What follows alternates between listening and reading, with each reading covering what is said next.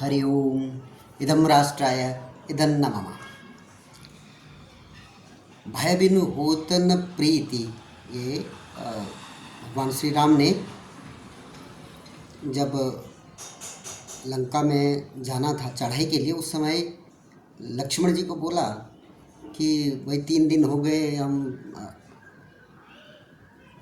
समुद्र के इस किनारे में याचनाएं करते रह गए, अब इसको दिखाना पड़ेगा कि हम याचना के साथ साथ रण भी कर सकते हैं। तो इसी तरीके का कुछ, वैसे तो आज की परिस्थिति में पाकिस्तान के लिए भी ऐसा ही भारतीय सेना और सशस्त्र बलों ने किया है कि भय बिनु हो न प्रीति, विनय न मानत जले धिजड़, गए 3 दिन बीत, बोले राम सकोप तब, भय बिनु होत न प्रीति, लक्ष्मण बान सरासर आनु, सोखों बारिधि विशिख कृषाणु।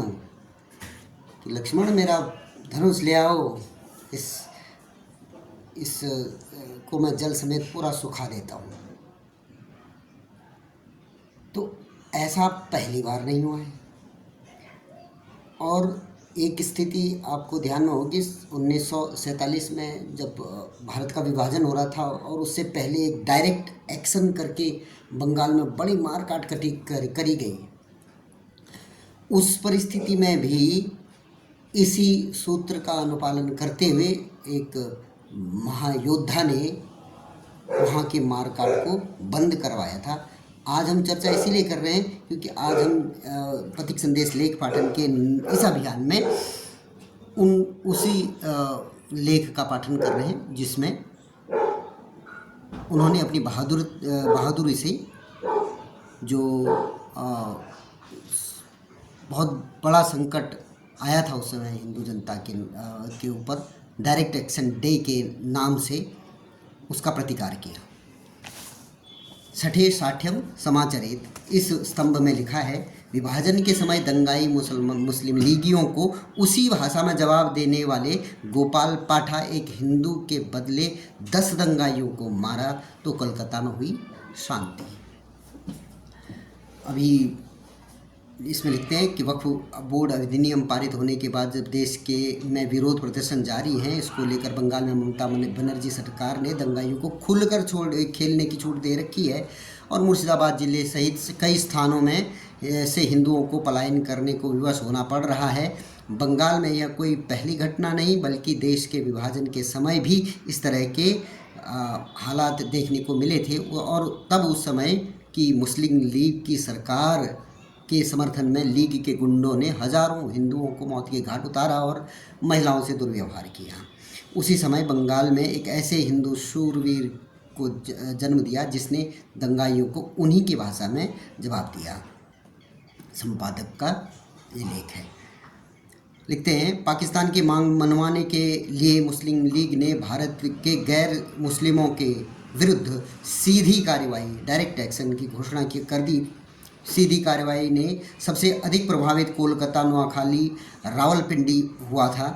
मोहम्मद अली जिन्ना ने कहा था, कोलकाता के बिना पूर्वी पाकिस्तान अधूरा होगा, इसलिए सीधी कार्रवाई में हिंदू बहुल कोलकाता मुस्लिम लीग के एजेंडे में सबसे ऊपर था। बंगाल में मुस्लिम लीग की ही सरकार थी। 16 अगस्त 1946 को सार्वजनिक अवकाश की घोषणा कर दी गई और मुख्यमंत्री हुसैन सोहरावर्दी के नेतृत्व में हिंदुओं का कत्ले आम प्रारंभ कर दिया गया। ऑक्टरलोनी स्मारक परिसर में सोहरावर्दी ने 1 लाख मुसलमानों को भीड़ को संबोधित करते हुए उन्हें हिंदुओं के विरुद्ध उकसाया और उन्हें आश्वस्त किया कि पुलिस या सेना उनकी कार्रवाई में दखल नहीं देगी। मुख्यमंत्री सोहरावर्दी के उकसाने पर कलकत्ता तथा बंगाल और बिहार के सीमावर्ती क्षेत्रों में मुसलमानों ने की भीड़ ने दंगे छेड़ दिए। भीड़ के से निकलते ही मुसलमान हिंदुओं, बौद्धों, सिखों, जैनों की दुकानों और घरों को लूटने, जलाने और हिंसा करने लगे। 72 घंटों के भीतर 20,000 से अधिक हिंदू मारे गए, 30,000 से अधिक गंभीर रूप से घायल हुए और कई लाख बेघर हो गए। कई लाख, हजारों मासूम हिंदू लड़कियों और महिलाओं का सामूहिक बलात्कार करने उनके परिजनों को उनके सामने किया गया। कोलकाता की गलियां सुनसान सी दिखने लगी। चारों ओर केवल हिंदुओं की लाशें और उन पर मंडराते गिद्ध ही दिखते थे।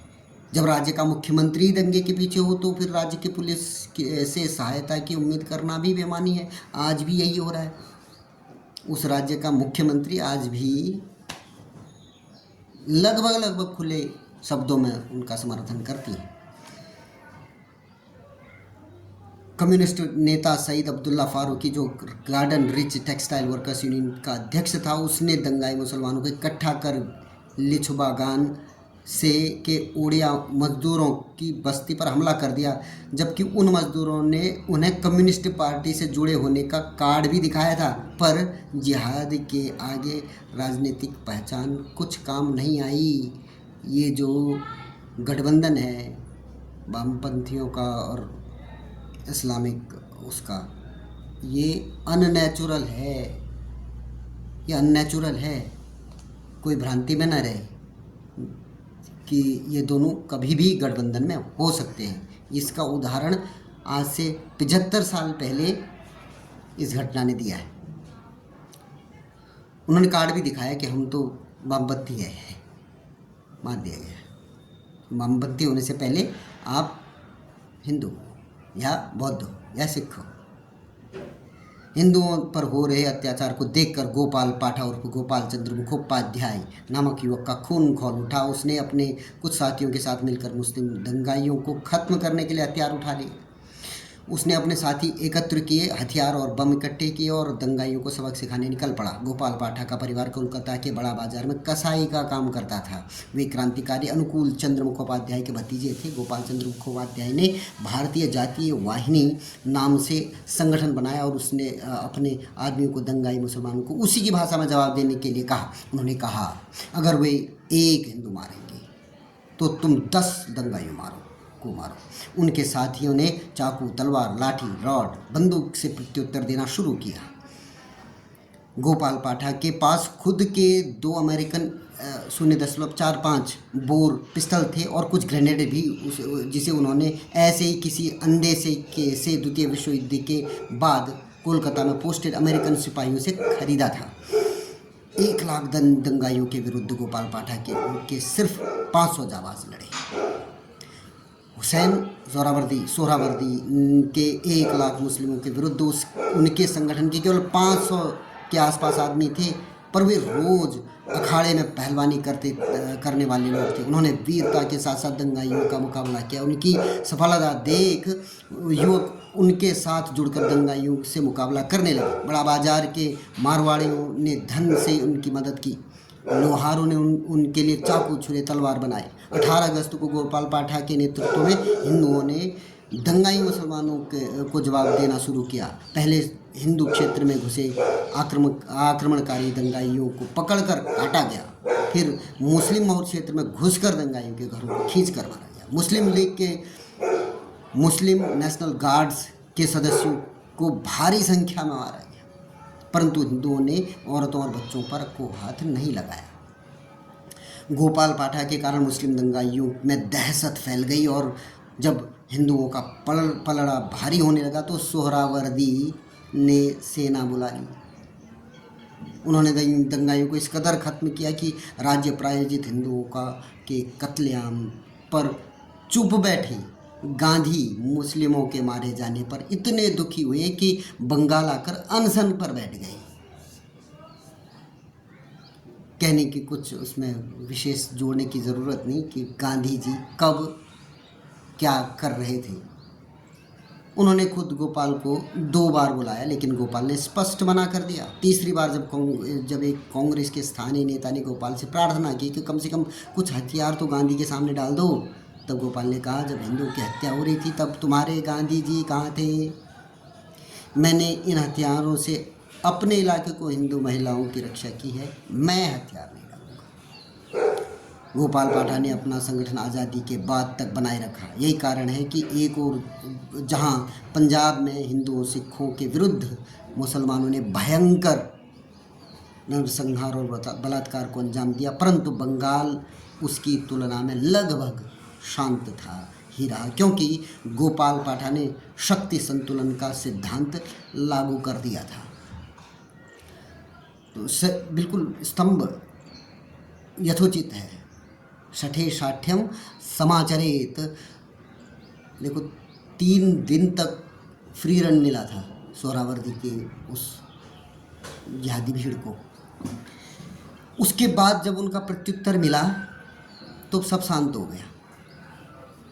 और ऐसा ही आज की परिस्थिति में भी होता है। शक्ति का संतुलन इसी तरीके से होता है।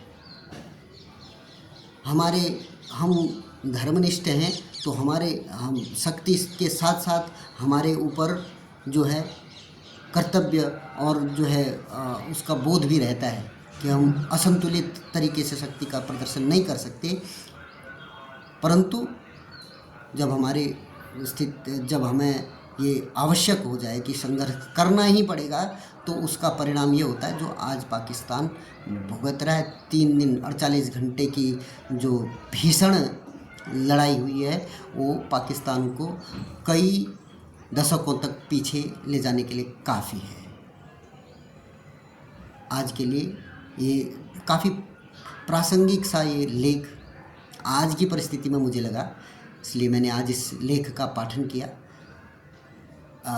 इस तरीके की सूचनाएं या लेख अपने पथिक संदेश पत्रिका या राष्ट्रवादी पत्रिकाओं में ही आपको मिलेंगे। अन्यथा गोपाल पाठा को कोई भी नहीं जानता है, जानेगा भी नहीं, आपको पुस्तकों में कहीं मिलेगा भी नहीं।